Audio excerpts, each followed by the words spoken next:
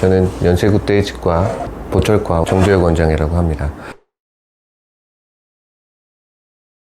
일단 치주염이라고 하면 일단 염증이 있는 거기 때문에 질환인 겁니다. 질병인 겁니다. 분명히 염증이 생기면 불편함을 느끼세요.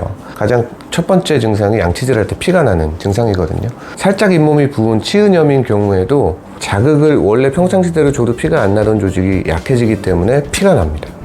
피가 난다는 얘기는 어쨌든 염증이 생긴 거고, 염증이 잇몸에 있다는 얘기는 염증의 원인인 세균 또는 음식물이 안에 껴서 생기는 거거든요. 그게 양치질을 처음에 피가 났을 때 잘 하셔서 다시 피가 안 나고 별로 그렇게 불편한 증상이 없으실 때는 그렇게 급하게 치과에 달려오시지 않으셔도 되겠지만, 내 양치질을 잘 하고 또 열심히 관리를 잘 했는데도 자꾸 잇몸에서 피가 나기 시작한다라고 하는 거는 뭔가 관리가 안 되는 부분에 세균이 고여 있거나 문제가 있을 수 있어요. 그래서 그런 경우에는 일단은 치과에 가셔서 정확한 진단을 받아보시는 게 중요하겠고요. 가장 안 좋은 게 이제 피곤할 때, 내지는 이제 회식이어서 늦게까지 술을 드시거나 한 경우에 면역력이 좀 떨어지게 되거든요. 염증 반응이 확 일어날 수 있는 때가 이제 면역력이 떨어질 때, 피곤할 때, 스트레스 받을 때, 그럴 때 이제 몸에 약한 부분들이 드러나게 되는데, 특히 입안에 있는 관리가 안 되는 세균이 많은 곳에 문제가 생기기 시작해요. 그래서 내가 피곤할 때마다 잇몸이 붓고 아파요. 그리고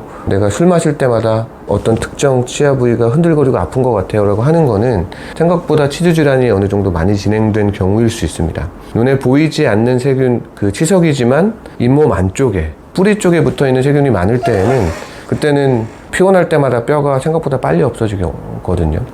치조골이라고 하는 뼈가 굉장히 클 것처럼 보이지만, 왜냐면 여러 개의 치아가 굉장히 단단하게 붙어 있고 내가 굉장히 우걱우걱 아주 센 힘으로 잘 씹어먹기 때문에 아주 큰 딱딱한 뼈에 붙어 있을 거라고 생각하시지만, 실제로 치조골이라고 하는 뼈는 굉장히 얇습니다. 특히 이 작은 어금니에서부터 앞니를 포함한 치조골의 두께, 바깥쪽 두께는 1mm도 되지 않아요. 진짜 얇아요. 그렇기 때문에 그 부분에 염증이 생기면 생각보다 빨리 뼈가 없어져서 치주 질환이 급속도로 진행될 수 있거든요. 그래서 내가 피곤할 때마다 잇몸이 붓고 아파요 라고 하는 증상이 있으신 분들은 최대한 빨리 치과에 내원하셔서 그 원인이 되는 세균이 보통 잇몸 안에 있어요. 뿌리에 붙어있는 치석을 꼭 제거해야 되는데 어려운 게 아닙니다.